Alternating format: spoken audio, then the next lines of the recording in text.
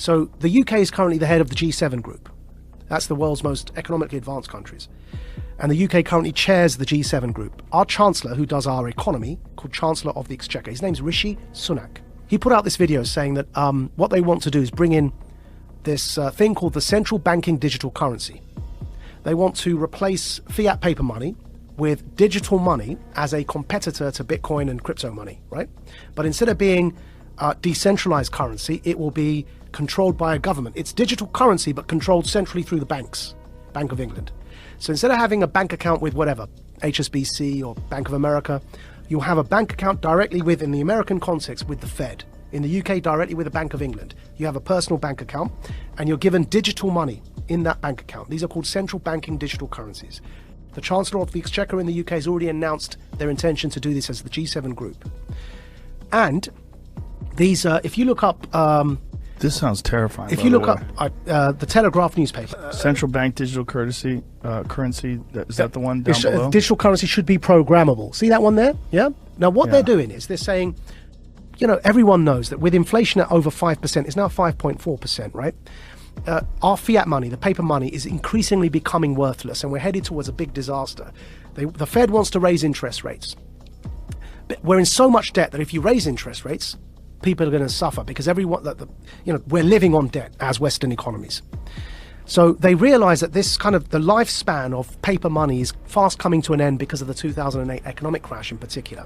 So they're bringing in these central banking digital currencies. Why is that word programmable in there? So what they said in that article, and the Chancellor put a video out saying this as well, they've said that this money that you will earn from work, instead of having paper money, you have this digital money. It's programmable so that you can't buy certain foods, or if you do something that your employer doesn't like, it's all in that article. You won't be able to spend your money. In other words, it's not money. They're vouchers. They're like food vouchers. And they can be programmed so that, like the Chinese social credit system, that if you try and use them on a certain thing, it won't work. You say you want to buy a burger and they want you to buy bugs, which is one of the examples used. If you start to try and buy unhealthy meat, it just won't work. You tap your card, you can't buy the thing because you've met your quota that month of burgers.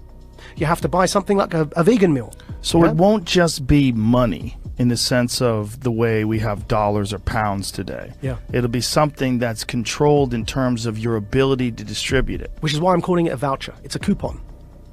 But even a coupon, if you have a coupon to buy bread, you can still buy the bread. Yeah. Like, But you can't buy, see that coupon to buy bread, what you can't do is buy a burger with that coupon. It's for bread. Right. Yeah. Right. Do you feel like you're sounding the alarm Yes. for people that don't understand what is going on? So here, I'll pull it up for you here, yeah? So there's the video. The group of the world's 7 most advanced economies, the G7, is launching a set of public policy principles for retail central bank digital currencies, CBDCs.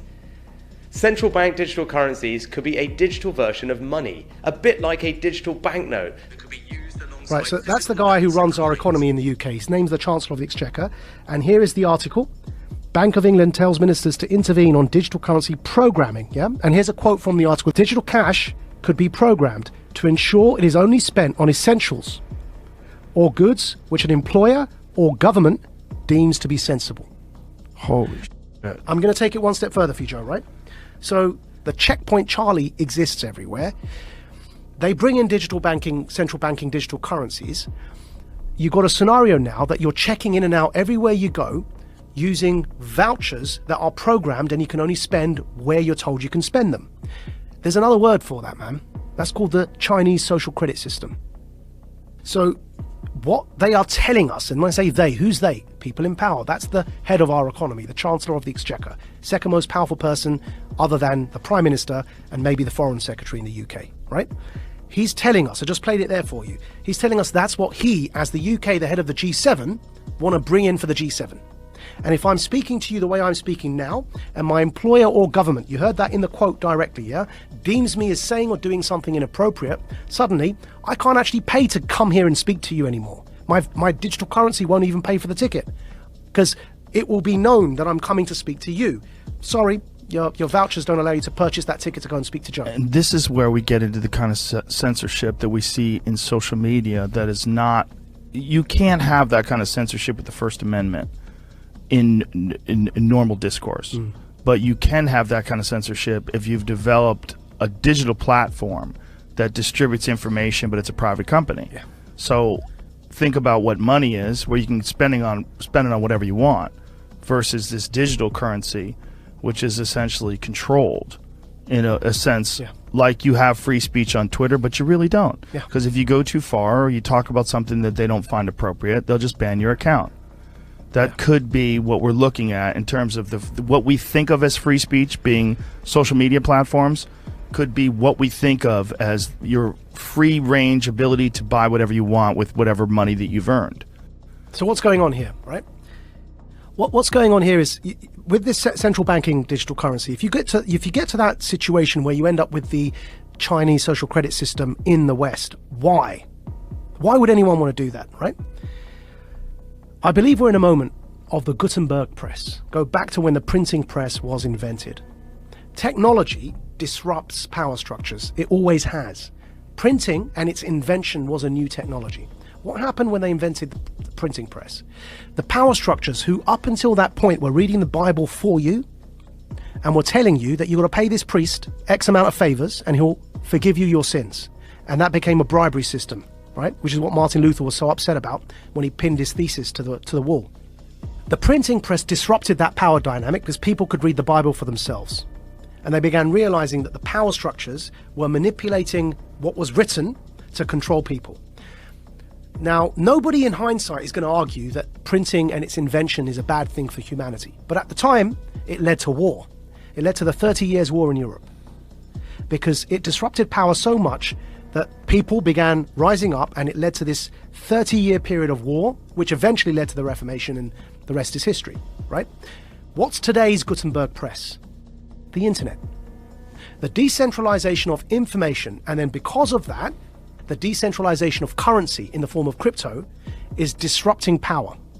Because the way that after the revolution of the Reformation and the printing press, control was still possible, though obviously not to that level, which is why we no longer have those absolute monarchies.